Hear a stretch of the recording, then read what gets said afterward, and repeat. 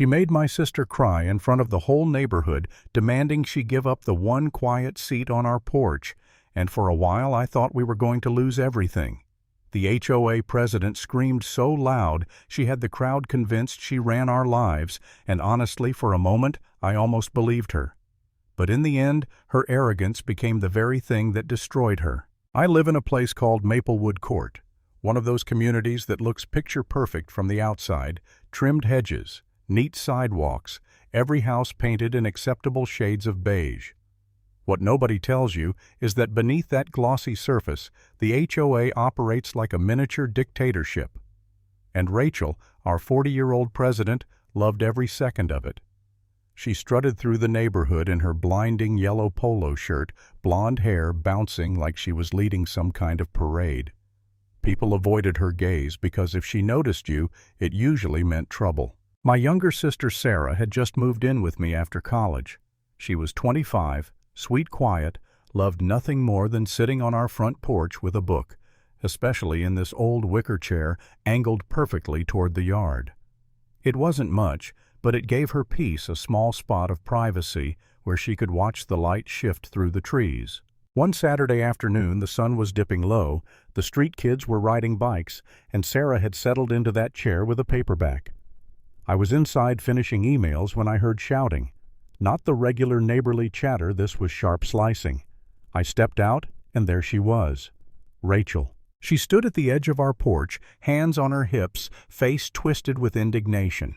Beside her was her 16-year-old son, tall, heavy-set, glued to his phone with that smug smirk only teenagers who've never been told no can pull off. "You need to move," Rachel barked, pointing at Sarah like she was calling out a trespasser. "That's a window seat. My son deserves to sit there." I blinked, half convinced I misheard. "Excuse me, this is our porch. That's our chair." Her voice boomed louder, drawing eyes from across the cul-de-sac. "Do you know who I am? I'm the president of the HOA. That seat is by the window and my son needs it. Get her up." Sarah's face went pale, her book slipping in her lap. She whispered, "Daniel, it's fine. Maybe I should just—" But her voice cracked. She didn't finish. I stepped forward, heart thudding. "No, this is our property. She's staying put." Rachel leaned closer, chest puffed like she was about to bulldoze her way inside.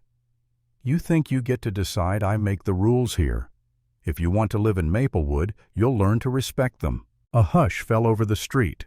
Neighbors peeked from porches, phones came out the way people can't resist watching a slow-motion car crash. My sister clutched my arm, trembling, and in that moment I realized this wasn't about a chair. This was about control. Rachel wasn't asking. She was declaring war. The following week, letters from the HOA started arriving, warnings about misuse of communal space, threats of fines. Rachel strutted by daily, tossing condescending glances. Sarah withdrew into herself, hesitant to even step onto the porch. I hated watching her shrink under Rachel's shadow. One night Sarah whispered, "Maybe we should just let it go. It's not worth all this." And for the first time I wondered if she was right. Was I putting us at risk just to stand up to this woman? What if we lost? What if the HOA backed her completely? The weight pressed on me, and I thought about selling the house, leaving the neighborhood behind.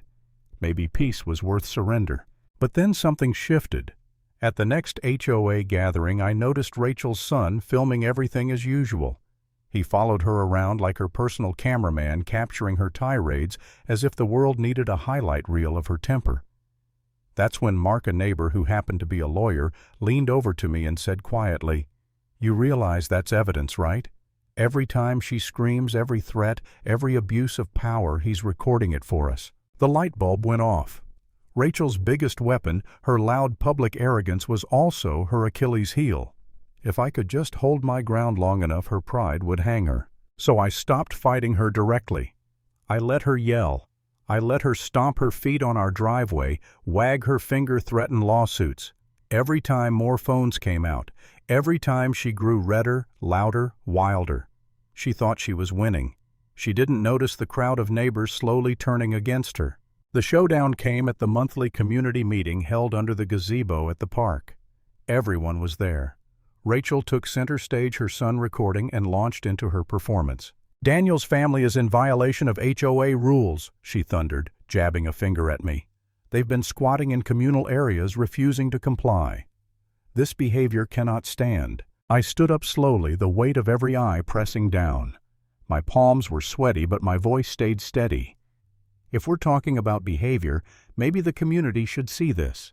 I turned my phone screen toward the group.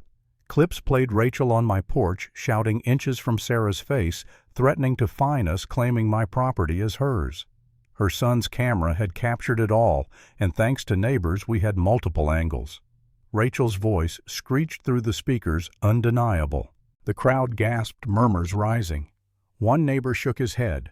Another said, "That's not leadership, that's bullying." Rachel's son shifted uncomfortably, lowering his phone. "Mom, maybe stop." But Rachel doubled down, face-flushed veins straining in her neck. "You're twisting this. I was protecting community order." The board members exchanged looks, clearly rattled. Then one spoke. "Rachel, your actions are not in line with our bylaws. This is misconduct." The murmurs turned to voices, neighbors demanding accountability. Some clapped, others shouted agreement. The tide had turned, and Rachel knew it. Her mouth opened, closed, opened again, searching for some retort that would save her pride, but nothing came. Finally her son muttered, "Let's just sit down," pulling at her sleeve. She sank slowly into her chair, face crimson, jaw tight. The same woman who once strutted like a queen of Maplewood now looked cornered, defeated, stripped of power. The board voted that night to remove her as president, citing abuse of authority and harassment. I didn't cheer. I didn't smile. I just sat back and let the weight of the moment sink in. Sarah leaned close, whispering, "It's over, isn't it?" "It's over," I said. And for the first time in weeks, her shoulders loosened, and she let out a shaky laugh. Rachel kept her eyes fixed on the ground, fists clenched in silence while the neighborhood looked on. Arrogance, when left unchecked, always plants the seeds of its own destruction.